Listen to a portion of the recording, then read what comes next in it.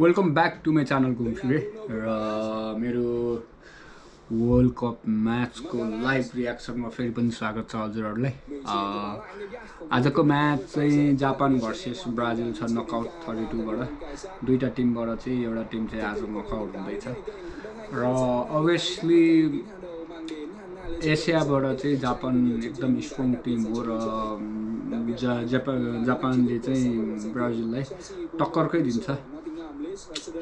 त्यति विक पनि छैन, त्यति कमजोर पनि छैन जापान हैन, जति सोच्ने गर्छन्। अब म एसियन भएको कारणले पनि मैले एसियालाई चाहिँ सपोर्ट गर्नुपर्ने हो हैन, तर ब्राजिल नेमारको कारणले गर्दाखेरि चाहिँ यो चाहिँ अब एउटा चाहिँ एसियन कन्ट्री भन्ने बित्तिकै सपोर्ट त गर्नुपर्छ, तर यो अल ओभर फुटबल हो र वर्ल्डमा चलिरहेको वर्ल्ड कप हो हैन। त्यस कारणले यो एज अ फुटबल मात्रै को कुरा गर्ने हो भने चाहिँ अफकोर्स नेमार ब्राजिललाई सपोर्ट गर्नुपर्छ मैले। र 2010 मा मेरो बेस्ट टिम थियो ब्राजिल, जब मार्सेलोले खेलिरहेको थियो अनि काकाले खेलिरहेको थियो। सो के कारणहरू छ जसले गर्दा चाहिँ मैले ब्राजिललाई सपोर्ट गर्न मनपर्छ, सपोर्ट गर्छु। त्यो भिनी जुनियर छ, नेमार छ हैन, म अलिकति इग्नोर गर्न सक्दिनँ। कासिमिरो, धेरै प्लेयर छन् जुन मलाई धेरै नै मनपर्छ। That's why I am supporting Brazil today. So alright guys, match चाहिँ सुरु भइसकेको छ र अलरेडी तपाईको 8-10 मिनट गइसकेको छ र अहिलेसम्म कसैले गोल पनि हानेको छैन एदिन्जेलसम्म, र राम्रोसँग गेम पनि हेर्न पाएको छैन मैले। अहिले भर्खरै मात्र यहाँ आएर म यो फ्रेमहरू सेट गर्दा म्याच सुरु भइहाल्यो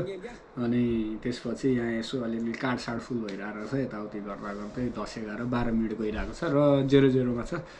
सो अलराइट गाइज, अब म्याच हेरौँ कस्तो हुन्छ, के हुन्छ, कसले जित्छ। ब्राजिलले जित्नु पर्ने हो हैन, तर जापानले जित्दा पनि केही फरक चाहिँ पर्दैन है त गाइज। सो म्याचतिर जाउँ। सो अलराइट गाइज हैन, एकदम राम्रो ठाउँमा चाहिँ फ्री किक पाएको छ जापानले। मेबी यसलाई चाहिँ गोलमा चेन्ज गर्ने चाहिँ पोसिबल हाइ छ, एकदम डेन्जर ठाउँमा बल पाएको छ। अब मनले चाहिँ अलिकति ब्राजिललाई भने पनि जापानलाई पनि हेड गर्न सकिँदैन, इग्नोर गर्न सकिँदैन, त्यस कारणले पनि अब के भन्ने यार, अब न्युट्रल बस्न पनि सकिरहेको छैन बिकज भिनी त्यता हैन। अनि जापानले फ्री किक गर्दैछ, गोल होस् भन्ने पनि चाहना छ कि अब के गर्ने होला त। लेट्स सी कस्तो हान्छ। न्युट्रल नै बस्नुपर्छ जस्तो छ, तर हैन मलाई यार भिनी र नेमारले दिँदैन न्युट्रल बस्नको लागि के। ओके, फ्री किक चाहिँ ब्लक भएर चाहिँ आउट भयो, तर राम्रो चान्स थियो, एकदम डेन्जर ठाउँमा चाहिँ फ्री किक पाएको थियो। अलिकति राम्रो फ्री किक हानेको भए चाहिँ गोलको चान्सेस पनि थियो, तर लक्की भएन। ओ माई गॉड 28 मिनटमा हैन जापानले चाहिँ काउन्टर एट्याक गरेर हैन एक गोलको अग्रता लिइसकेको छ हैन, र एकदमै राम्रो गोल थियो। तपाईहरु हेर्न सक्नुहुन्छ हैन, जुन गोल छ त्यो चाहिँ एकदमै बवाल छ। यस्तो राम्रो गोल हैन, यस्तो राम्रो काउन्टर एट्याक हैन। अब के ब्राजिलले सक्छ त, अब कमब्याक गर्न सक्छ। अलिकति के हुन्छ नि, मेबी त्यो अब चान्स पनि त्यस्तो पाएन होला हैन।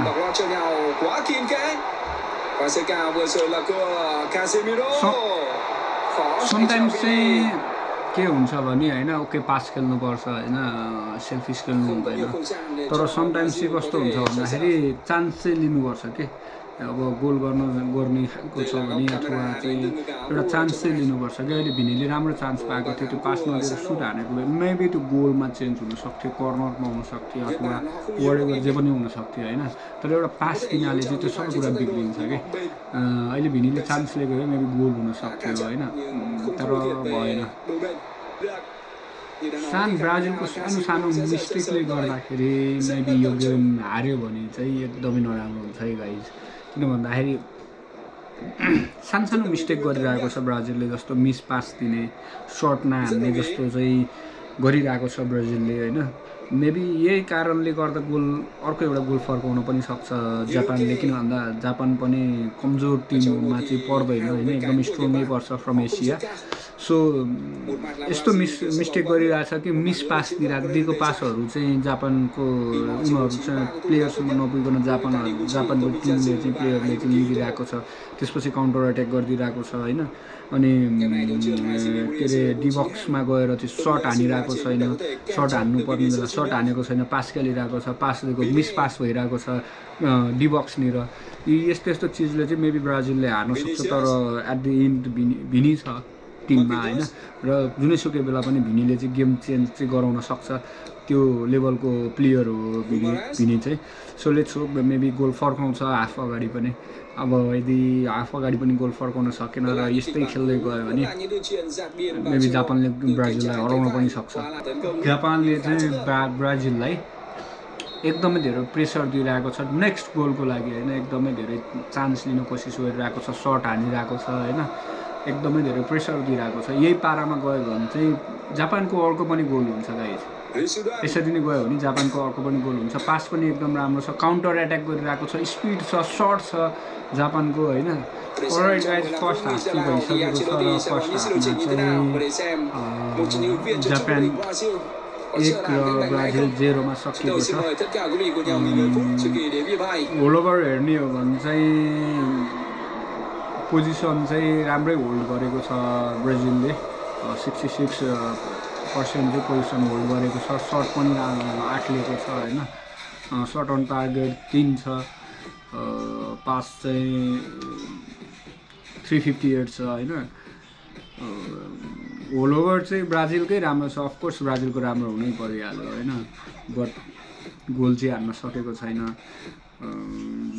जापानको कुरा गर्दाखेरि चाहिँ 4वटा मात्रै सर्ट लिएको छ र एउटा चाहिँ सर्ट अन टार्गेट छ र त्यही एउटा नै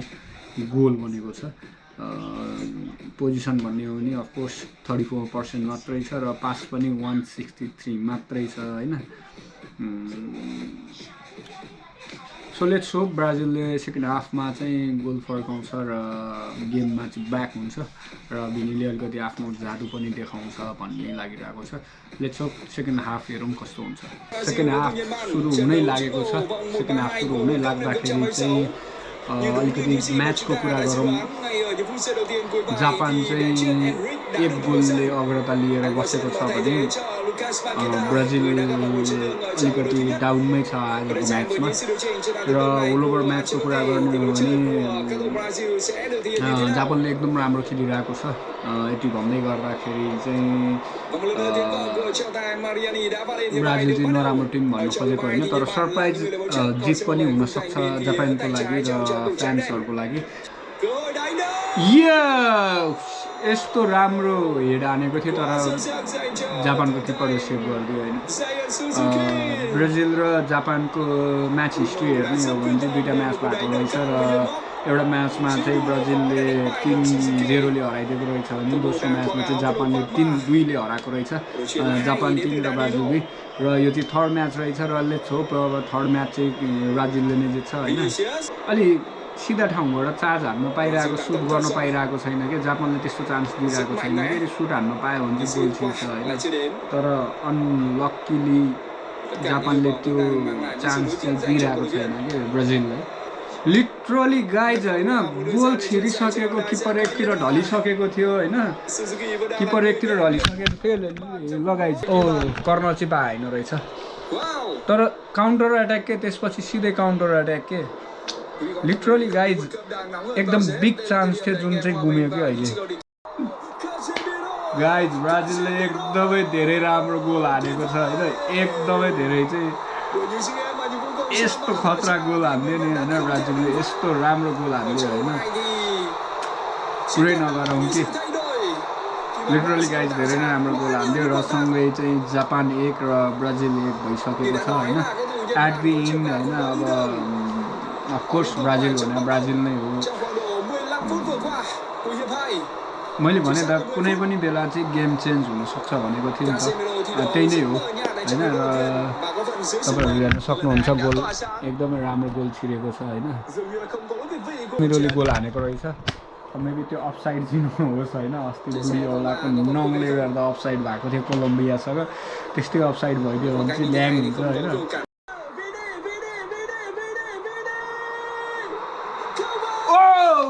शिट म्यान भिनीले यति राम्रो लगेको थियो होइन भिनीले यस्तो बल राम्रो हानेको थियो होइन तर गोल भएन के लिटरली गोल भएन